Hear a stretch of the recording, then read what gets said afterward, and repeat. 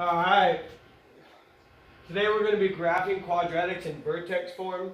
Before you graph quadratics in standard form, which is written as y equals ax squared plus bx plus c. But today we're going to write them in vertex form, which is y equals a, still the same idea as a, x minus h squared plus k. And we should see something immediately that looks good to us, which is our h and k, which is vertex. So it's our vertex form in order to solve this. So in vertex form, the equation is y equals a, open parentheses, x minus h, quantity squared plus k. And you guys have this document in front of you, paper-based, to follow along with the video. Quadratic functions can be written in different forms. One such form is called vertex form. And the reason it's called vertex form is because you can easily find the vertex in the equation given the axis and the axis of symmetry. So, what do all these variables mean? The a. You already know what the a is. The a has been the a as long as you've been looking at quadratics. It tells the width and the direction of opening. So if my a is negative, my parabola, negative, it opens down. If my a is positive for my parabola, it opens up. The same way it behaved before. Now on to my h and my k. My h is the h coordinate of our vertex. Before, we found our vertex as x equals negative b divided by 2a, which this equaled h. So this is how we were able to find the h coordinate of our vertex. And then once we found that h, we used to plug it in to find our k or our y value. We don't have to do that anymore.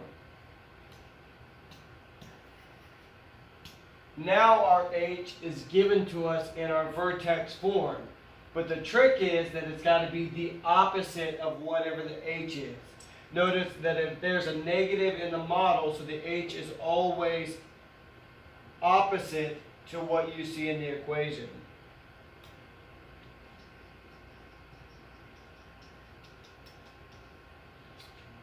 The h is the x value of the vertex, and therefore the axis of symmetry is x equals h. This gives us the vertical line of symmetry and our parabola and the x value to our vertex. Notice that there's a negative in the model, so our h will always be opposite to what you see in the equation. The k is the k.